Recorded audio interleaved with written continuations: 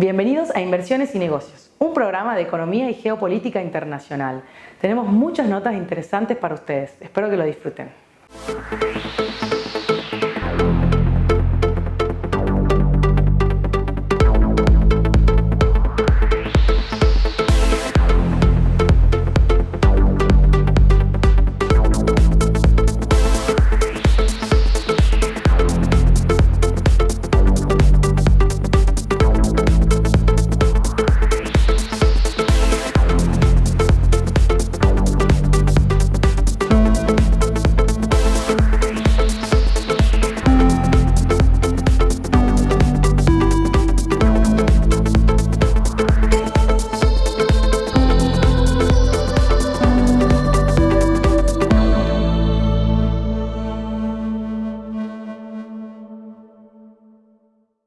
Estuvimos charlando con el empresario inmobiliario Leonardo Steinberg. Bueno, en este bloque vamos a hablar con Leonardo Steinberg. ¿Cómo estás, Leonardo? Muy bien. Leonardo tiene su negocio inmobiliario y dentro de la empresa tiene un departamento de capacitación y consultoría. Contanos un poco de esta parte. Bueno, ¿Qué es lo que estás haciendo? ¿Qué es lo que estás desarrollando? yo Hace he hecho, tiempo, digamos. Sí, yo siempre he hecho, es decir, tengo una consultora, Steinberg Sí. Asociados, que tiene distintas áreas. Un área es la parte inmobiliaria Sí. y otras áreas que tengo es, por ejemplo, todo lo que es recursos humanos, donde está incluido todo lo que signifique selección de personal y capacitación. Yo soy una persona que hace muchos años hago lo que es capacitación en ventas. Lo sé, sí, Por sí. lo tanto, la selección de personal y la capacitación siempre está dirigida a hombres de venta. Yo no selecciono administrativos, sino, la verdad, sería muy mal seleccionador porque quisiera que tengan la misma actitud de un vendedor, Sí. pobre empresa. Sí, sí. No, yo selecciono todo lo que signifique recursos humanos como vendedores o para ser vendedores. Y dentro de la capacitación, entreno y instruyo y trato de asesorar y crear hombres de venta. Donde eso lo he hecho antes que llegue a Tucumán, yo ya vengo del año 83 haciendo ese tema. Y lo he unido a la parte inmobiliaria porque yo también hago lo que se llama asesoramiento comercial, o sea, hay empresas o negocios que ponen un nuevo local y sus vendedoras o sus vendedores que toman los puedo seleccionar o capacito en ventas. ¿Y cómo serían los programas estos de venta que tenés armado y los programas de lo que son de recapacitación de recursos humanos? Mira, la capacitación en ventas que yo hago y Sí. que viene de fuentes de fantásticas obras de venta que se han hecho, de grandes libros, y yo he hecho además cursos de más de 3 años y medio en Estados Unidos. Sí. Es decir, todo eso me ha llevado a que, agregando a mi experiencia laboral propia, hoy puedo decirte que la capacitación en venta significa crear una mente y una cultura en una persona que significa soy un vendedor. Soy un vendedor no es fácil porque en general muchas veces uno quedan las etapas para llegar a tomar una persona es fundamentalmente que sea muy simpático, que hable mucho, que sea simpaticón y así se ha creado una imagen falsa Sí. de un vendedor profesional. ¿Cómo definirías la venta profesional? La venta profesional, primero que nada, está basada fundamentalmente en la eficiencia. La diferencia entre un vendedor profesional y alguien dedicado a la venta es la eficiencia. Primer tema, vos sos el hombre que te diriges a vos mismo. Vos no te puedes engañar. Yo puedo engañar a cualquiera menos a mí. El vendedor profesional es aquel que reúne, aparte de sus dotes personales, que también hay que mejorarlas, todo lo que signifique una capacitación fundamental en comunicación. Vos no puedes hablar como hablabas, vos tienes que entender que el otro necesita entenderte y vos quizás no sos claro. La oratoria es fundamental, la tienes que entrenar. Es otra de las grandes cualidades o características de un hombre de venta. Bien te comunicas, bien te entienden. No es solamente parar. Muchas veces a mí me dicen, me gustaría contratarlo para un curso de venta porque ¿qué problema tiene su vendedor? No son atentos, no sonríen. Y le digo, mire, yo no soy el indicado, yo no doy un curso de risa. Claro. Acá si no son atentos y no atienden con ganas, porque Porque no están motivados, porque no son gente de venta. El hombre de venta entra una persona y él siente que tiene que salir a atenderla y bien. Claro. No hace falta que me digan tenés que ser atento. O sea, vendedor se nace, también se hace. Pero... Vendedor no se nace, vendedor se va haciendo uno. Se va formando. Además, ¿cuál es el país con el que vivimos? No, vos tienes licenciados en todo tipo de cosas, de marketing, de administración de empresas. ¿Tienes alguna carrera de ventas? No existe. No ninguna. Pero no existe. No parece mentira que no exista una licenciatura. Yo soy un vendedor profesional, soy un licenciado en ventas. No existe. Entonces, ¿quién es ese vendedor? El vendedor nace por hambre, primero que nada, alguna necesidad, no consigue el trabajo por el cual está entrenado. Un buen punto ese. Quizá el tipo estudió diseño gráfico, no encuentra trabajo, es simpático, famosito, medio canchero, habla lindo, y la gente lo toma, tiene buena referencia y ya lo pone, de pronto es vendedor de una casa articulada. Sí. Ni sabe lo que es la venta, pero tiene las otras dotes. Y lo demás, el producto, más o menos se lo explican y ya está en ventas. Error. El producto fundamentalmente es el 50% de cualquier capacitación en ventas que tienes que tener.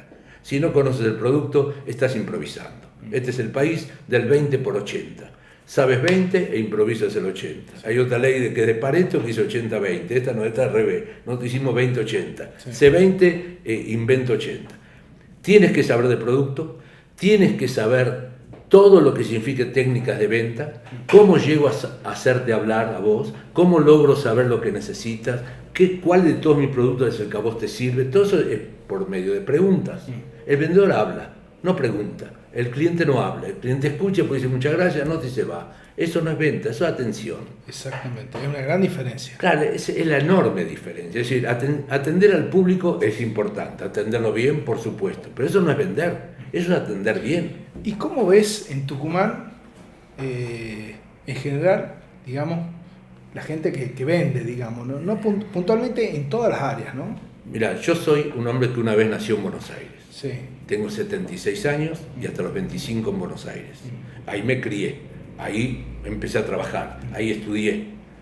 Luego viví 10 años en Santiago del Estero, 10 años en Salta y 30 acá. Voy a dejar bien claro, sí. No es un problema del tucumano. Yo estaba en Santiago del Estero y tuve fantásticos vendedores. Tuve en Salta vendedores fantásticos. En Tucumán, muy buenos vendedores. Buenos Aires, no es un problema del Tucumán. No es que el porteño o el santiago. Es una cultura de no capacitación. Cuando un empresario puede creer que es un gasto capacitar al único que le hace hacer que entre la plata en la caja, ese es el error de cultura primero que nada. El vendedor debe ser capacitado como una inversión, pero no el vendedor, perdón, la persona que entra en su trabajo para ser vendedor. Sí. No nace nadie vendedor, todos nos vamos haciendo, pero tienes que tener obligaciones de saber. Yo empezaba y me paraba frente al espejo y hablaba 20 horas, me decía lo mismo para ver cómo me salía, me grababa, me daba vergüenza cómo hablaba yo. Vos es que entrando un poco en el tema ese, dándote ya ejemplos, por ejemplo, vamos a citar el ejemplo de en gastronomía, tenés McDonald's y tenés otros competidores indirectos, pero por ejemplo, sanguchería o bares, pub, y McDonald's ellos tienen formación, sí. Te das cuenta que el tipo cuando vos llegás, te trata, te ofrece, te trata de vender más, y vas a otro lugar y ni siquiera te atienden, digamos, hablando de gastronomía puntualmente. Por supuesto. Pero más allá... Es una empresa que entiende que la capacitación es importantísima. Claro que sí. Y debe haber una meritocracia en función a que más ingresos genera, más cobra, digamos. Es que gracias a Dios el vendedor no es un costo. Vos puedes tener algún empleado administrativo, con todo respeto hablo, y puede ser que si de pronto baja la venta y tenés 5 personas en contaduría, al no haber entrada de dineros, bueno, hay 2 personas que puede estar sobrando. Lamento, no hablo mal de ellos, sino que el vendedor no es eso. El vendedor es el único que no es un costo, más vende, más gana. Totalmente, es el que está generando inversión. Es el que genera, no es el que produce un costo. Ahora, ¿quién produce un costo? El que no es un vendedor. Vos puedes gastar las mejores decoraciones. Yo alquilo locales comerciales, hay muchos gastos que se producen en el local, y sin embargo de pronto se toma a último momento 4 o 5 vendedores o 4 o 5 mozos. Error, sí. ¿Por qué dejas de ir a un restaurante? Porque él hizo la mejor barra, los mejores aparatos, la mejor comida, y de pronto el mozo tarda en atenderte. Sí. ¿Volvés? No volvés. Oh. Y él se mató y puso millones de pesos en crear todo lo que significa un buen restaurante, pero faltó Juancito. Lo más Y importante, la Juancito formación. atiende mal. Mirá qué gracioso. Por Juancito yo perdí 10 clientes por día. Bueno, excelente como siempre, Leonardo. Te vamos a estar invitando nuevamente Gracias. para seguir viendo la dinámica. Pero dejo claro esto. Sí, sí. Los momentos de crisis existen, sí es verdad, y eso no se puede negar. Ujú. Pero un hombre de venta bien capacitado entiende que si entran 10 personas a su negocio, él a 7 tiene que venderles. En vez de estar contando cuánto vendí hoy, un dueño de empresa sugiero que le pregunte, ¿cuántas personas entraron al negocio hoy? 25. ¿Cuántas boletas tengo? 12. ¿Qué pasó con otras 13? Esa es la única pregunta que nos hace el empresario. Eficiencia de la venta. Claro, la cantidad de cosas, es decir, entran 25 personas, ¿a cuánto vendí? No cuánto hice, ¿a cuánto vendí? ¿A cuántos no? Y a los que no, ¿por qué no? Y ese es el principio de mejorar. Excelente. Bueno, te vamos a estar invitando nuevamente. Muchas gracias. Vuelvo a decir.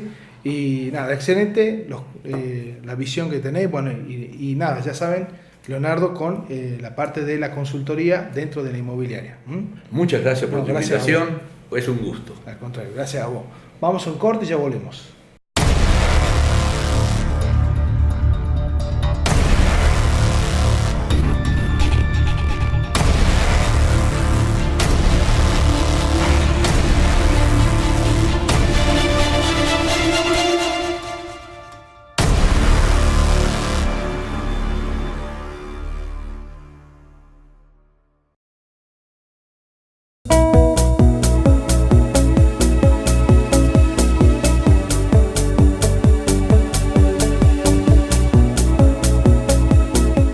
Ya llega la opinión calificada del licenciado en Economía Eduardo Robinson. Bueno, estamos frente al cambio o una elección presidencial donde se puede producir un cambio de presidente o puede haber una continuidad. Para hacer hipótesis de lo que podría pasar en función de que gane uno o gane otro, hemos invitado al licenciado Eduardo Robinson. ¿Cómo estás, Eduardo? Hola, Juan. Muchas gracias por la invitación. No, gracias a vos. Bueno, estamos frente a elecciones presidenciales que obviamente van a cambiar el curso de la economía y en teoría habría como dos alternativas, ¿no? Es decir, por un lado, si es que Macri puede, digamos, ganar y puede continuar, o que gane la fórmula Fernández, que hasta el día de hoy está muy competitiva, ¿no? En ambos casos, frente a un 2020, que decía Broda de que Argentina tiene muchas posibilidades de entrar en default, ¿sí? Y con el tema de la negociación del stand-by con el Fondo Monetario, en vez de hacer el pago a 2 o 3 años, pasarlo a 10 años. En este escenario de estos datos, ¿cuál sería tu análisis, tu pronóstico? En forma hipotética, ¿no? Porque Sí, por supuesto. En primer lugar, hay que ver que, como decís, la paridad política hoy por hoy es uno de los principales temas de la economía. Es decir, y los caminos sabemos que son bastante opuestos, te diría yo. Sobre todo mirándolo en el mercado. Ahora, una cosa es que puede haber disensos políticos y otra cosa si hay márgenes tan amplios para el disenso económico. Porque la agenda económica de la Argentina, independientemente de quién gane las elecciones en octubre o en noviembre, a partir del 11 de diciembre la economía tiene que empezar un proceso de, primero, ganancias de credibilidad. Entonces, ¿y cómo haces para ganar credibilidad? Bueno, vos citabas a Miguel Broda respecto de que puede haber un default o una... Bueno, los default pueden ser de dos maneras. A la Rodríguez A, no pago y veo, o puede ser... Y gritando todo. Y gritando a la hinchada, exactamente, festejando como si fuese un gol. O puede ser una reestructuración, es decir, los pasivos de la Argentina, sobre todo con el Fondo Monetario. Un concurso doloroso, digamos. Exactamente. Algo que con el Fondo Monetario yo creo que es bastante más probable, porque además hay voluntad de diálogo. Sí. Por supuesto, si es que Macri es reelegido, creo que el diálogo va a ser mucho más fluido, va a haber otra mirada de los mercados, entonces me parece que eso puede traer aparejado menos riesgo, llamarle así, ¿no? Además, un fondo monetario que es un animal político, más que... No, por supuesto. No, claro, el organismo... Juega porque jugó políticamente, dijo, bueno, no, adelantamos todo y después vemos cómo lo arreglamos. No, por supuesto. Siempre que hay... O sea, pusieron toda la ficha a un color, digamos. Siempre hay una cuestión, digamos, si el Fondo Monetario da una ayuda que casi triplica a lo que la Argentina tiene en el fondo, su cuota aparte, llamarle así, en el Fondo Monetario, que no superarían los 25.000 millones, y cuando tenés un préstamo prácticamente aprobado en tiempo récord por 57.000 millones, bueno, claramente hay un apoyo político fuerte, porque el fondo está entendiendo que, que la economía tiene que seguir este sendero para hacer repagable la deuda, ¿no? Y además Lagarde dijo que se equivocaron, subestimaron la crisis de Argentina. Estamos en una crisis tipo L, no B corta. Y además un Alberto Fernández que es un neoliberal básicamente, y el peronista con más entrada en la embajada de Estados Unidos, ¿no? Así es. Bueno, por eso digo. Porque estamos en un cuadro más o menos, creo que, y él pudo, según declaraciones de él, que le hizo entender a Cristina que la economía de hoy no es la de hace 10, 15 años, diciéndole que no se puede entrar en un default a lo populista, porque quedas directamente fuera del mercado y no te recibes más inversión en tu vida, digamos.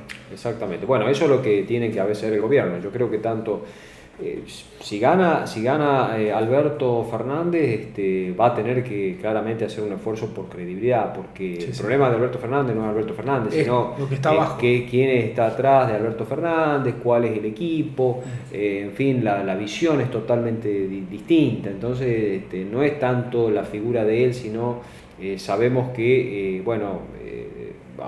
está gente detrás que no piensa de esa manera muchas veces, ¿no? Sí, bueno, pero esto de haberlo sumado a Massa de alguna forma, Massa también de alguna forma es un neoliberal, viene de la UCD. Sí, digamos, por eso digo, hay que ver. Nosotros estamos haciendo hipótesis y convencerlo al mercado. No lo convences porque te pongas una camiseta, sino ver qué partido estás jugando concretamente. Entonces, porque te pongas una camiseta, en principio el mercado, por más que la fórmula pueda lucir un poco más moderada en términos económicos, comiencen dando vueltas. Exactamente, ¿entendés? Porque claramente no pueden ir con los tapones de punta, pero hay que ver después en la cancha, y yo creo que ahí es donde van a terminar de definir claramente esas expectativas, pero claramente el Fondo Monetario y el resto, me parece, de los inversores,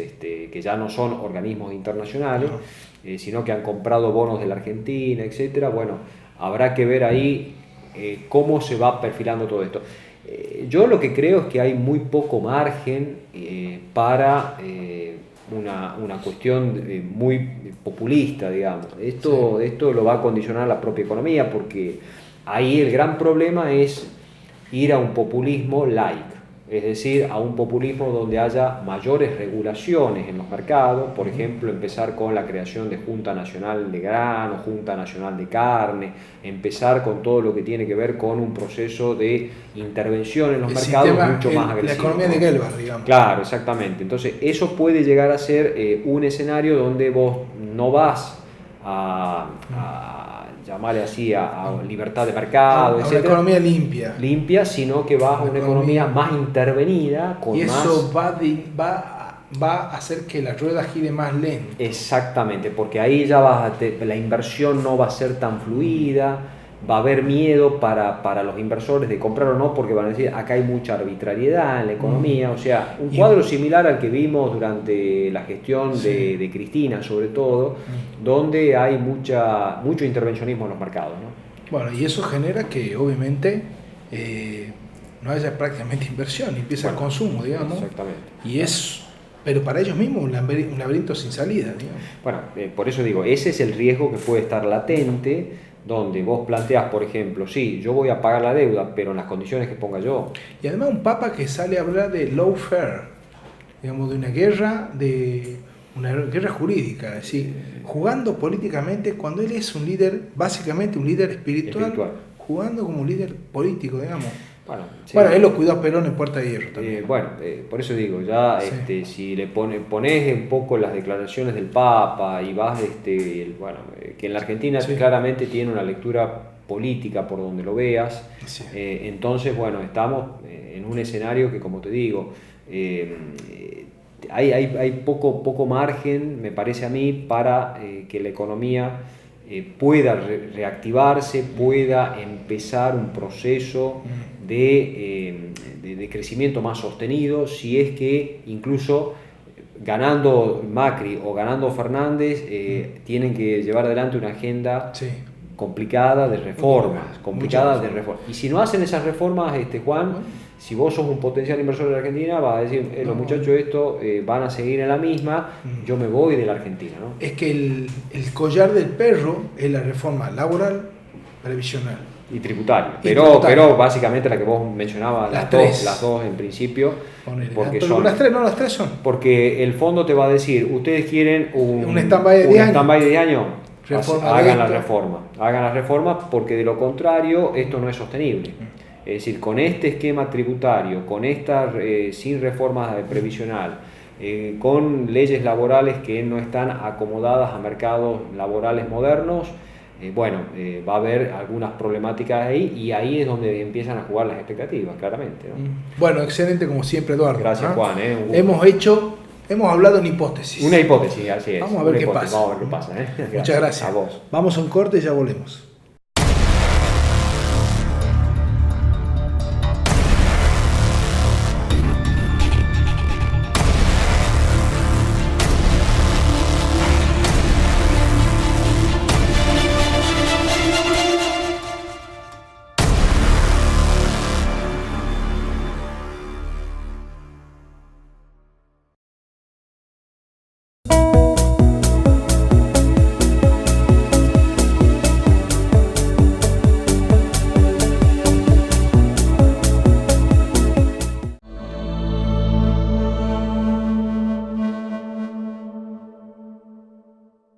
Llegamos al final de nuestro programa. Queremos agradecerles a ustedes por habernos acompañado hasta aquí y no irnos sin agradecer al Hotel Garden Park por habernos prestado sus instalaciones para grabar nuestro programa.